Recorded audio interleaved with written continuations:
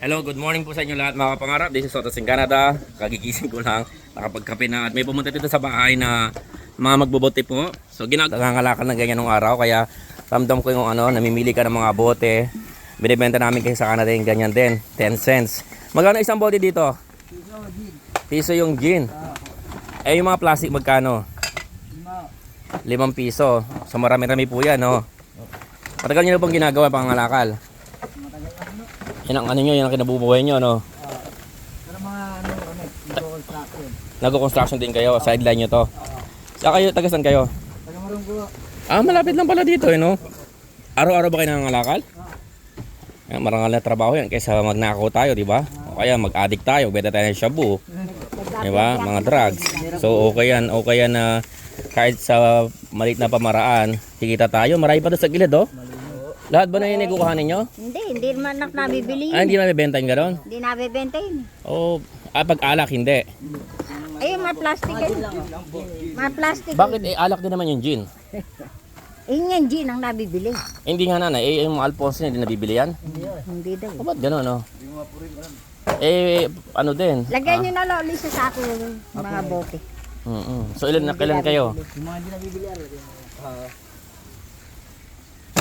Saan yung sinasakay? sa kulong-kulong. Tapos binibenta nyo rin sa mismong ano? Kulong pinagdadyang sa panan. Oo.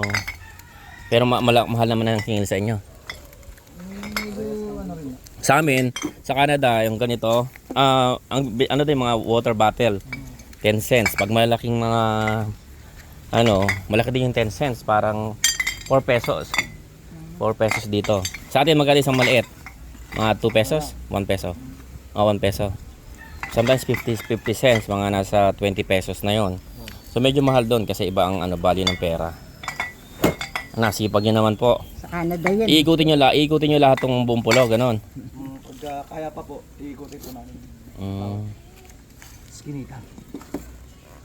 Buong family nyo po ginagawa to? Hindi ba? Kailang talaga. Ba't yun naisipang mga lakal? Wala pa akong trabaho eh. Ha? Ikala mo nagko-construction kayo? Kakatapos lang wala pong gawa.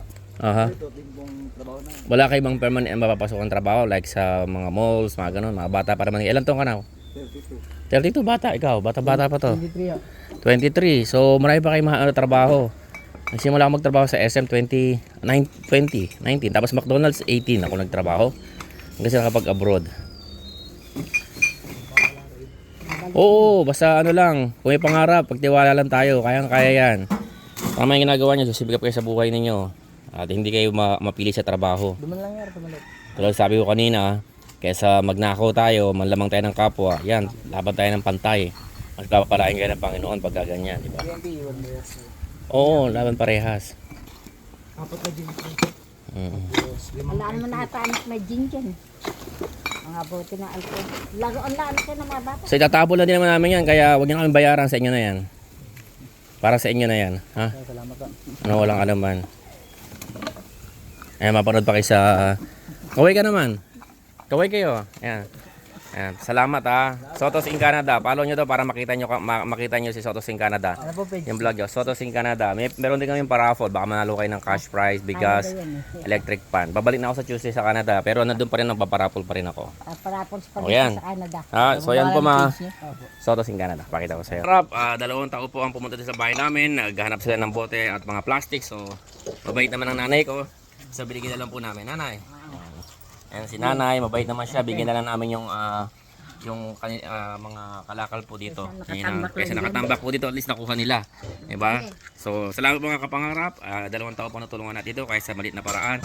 Nabigyan natin sila ng konting pandagdag panggastos po. Salamat and magandang umaga po sa inyo lahat. Ingat po palagi and God bless.